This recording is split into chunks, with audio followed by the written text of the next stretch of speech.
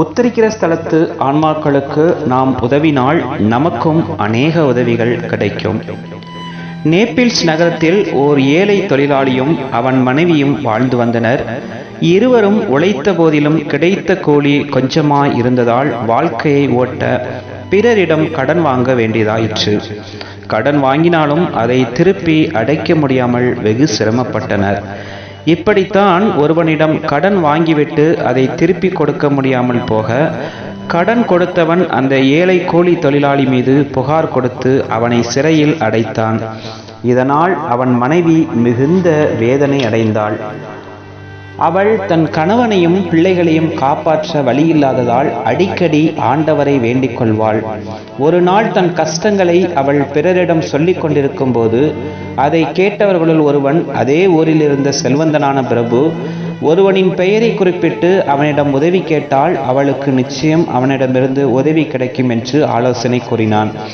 அவ்விதமே அப்பெண்ணும் பிரபுவை சந்தித்து தன் துயரங்களை கூறி உதவி கேட்க அவனும் சிறிது பணத்தை கொடுத்து உதவினான்.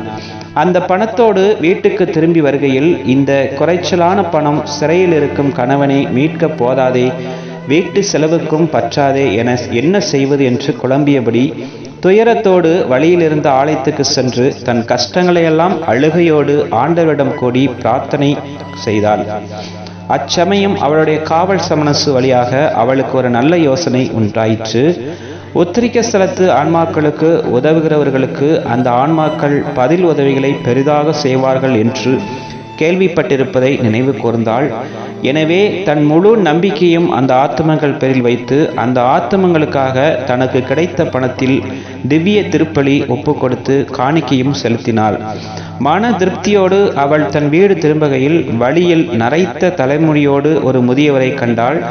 அவர் அவளிடம், ஏன் வருத்தமாயிருக்கிறாய்? உன் துன்பத்திற்கு என்ன காரணம் என்று விசாரிக்க, அவளோ நடந்தவற்றை அவரிடம் எடுத்துரைக்க மனம் இறங்கிய அவர் ஒரு கடிதத்தை அவளிடம் கொடுத்து, மகளே, இக்கடிதத்தை நான் குறிப்பிட்டுள்ள பிரபுவிடம் கொண்டு காட்டு, அவர் உனக்கு உதவுவார் என்று கூற அவளும் அவர் சொற்படியே செய்தாள். அவள் சந்தித்த பிரபு வேறு யாருமில்லை, முன்னால் அவளுக்கு உதவி செய்தவரேதான். அவன் அப்பெண் கொடுத்த கடிதத்தை வாங்கி பார்க்கையில் வியப்பில் ஆழ்ந்தார். ஆம், அக்கடிதத்தில் இருந்த கையெழுத்து இறந்து போன அவருடைய தகப்பனின் கையெழுத்து போலவே இருந்தது. பிரமித்து போன அவர், அம்மா, இந்த கடிதத்தை உன் கையில் கொடுத்தது யார் என்று கேட்க, அவள் தான் சந்தித்த முதியவரின் தோற்றத்தை அடையாளங்களை சொல்லிக் கொண்டிருக்கும் போதே அம்மாளிகையில் மாட்டப்பட்டிருந்த படம் ஒன்றை கண்டு வியப்போடு சொன்னான், பிரபு, இதோ இப்புகைப்படத்தில் இருக்கும் மனிதர்தான் இக்கடிதத்தை என்னிடம் கொடுத்தார் என்று. அந்த படம் பிரபுவின் இறந்து போன தந்தையின் படம். இச்செய்தியை கேட்ட பிறகு ஆவலோடு அக்கடிதத்தை வாசித்தார். அதிலே, என் மகனே, இந்த கடிதத்தை கொண்டு வந்து கொடுக்கிற புண்ணியவதி ஒப்பு கொடுத்த காணிக்கையினால்தான் எனக்குள்ள உத்திரிக்க ஸ்தலத்து வேதனை முடிவுக்கு வந்தது. இப்போது நான் மோட்சத்திற்கு போகிறேன். இந்த ஏழை பெண்மணி என் மேல் இரக்கமாயிருந்தது போல நீயும் அவள் மீது இரக்கப்பட்டு உதவி செய் என்று எழுதியிருந்தது. அக்கடிதத்தை பல முறை திருப்பி படித்து தம் தந்தையின் மீதுள்ள அன்பினால் கண்ணீர் விட்டு அழுதார். பிறகு அவர் அப்பெண்ணிடம், தங்கையே, நீ செய்த தர்மத்தினால் என் தந்தையின் ஆத்துமத்துக்கு பெரும் பாக்கியம் கிடைத்தது. உன் கணவன் வாங்கியுள்ள கடன்களை தீர்க்கவும் உன் குடும்ப செலவுக்கும் வேண்டிய பணத்தை சாகர மட்டும் நான் தருகிறேன். இனி நீயும் உன் குடும்பமும் நல்லபடியாக வாழ வேண்டும் என்று உறுதிமொழி கூறி அவளுக்கு வேண்டிய உதவிகளை செய்யலானார்.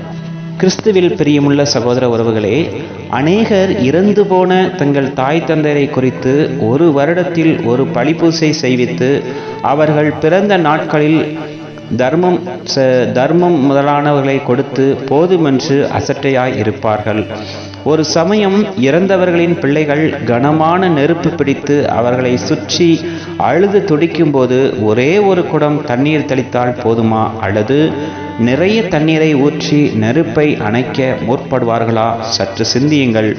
இப்படியே உத்தரிக்க ஸ்தலத்தில் நம் தாய் பாடூட்டி சீராட்டி கஷ்டப்பட்டு வளர்த்த பிள்ளை மற்றும் தகப்பன் தன்னை பற்றி கவலைப்படாது தன் பிள்ளை நன்றாக இருக்க வேண்டுமென்று பசி பட்டினி கிடந்து வளர்த்து ஆளாக்கி பிள்ளைகளை சமுதாயத்தில் உயர்ந்த நிலைக்கு ஆளாக்கிய அந்த பெற்றோர்கள், அந்த பிள்ளைகள் அந்த தாய் தகப்பனை பற்றி கவலைப்படாமல் நன்றி கட்டத்தனமாக வருடத்தில் ஒரே ஒரு பழிபூசை மற்றும் பிச்சைக்காரர்களுக்கு ஒரு நாளைக்கு சோறு போட்டால் போதுமா?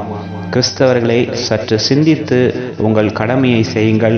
மாறாக ஞான தண்ணீராகிய அநேக தர்மங்கள், திவ்ய பழிபூசை, ஜெபமாலை ஜெபித்து அவர்கள் ஆத்துமங்களுக்காக உதவி செய்ய வேண்டியது அவசியம். அப்பொழுதுதான் உங்கள் பிள்ளைகளும் உங்களுக்கு உதவுவார்கள் என்பதை நாம் நிச்சயித்துக் கொள்வோம். ஆமென்.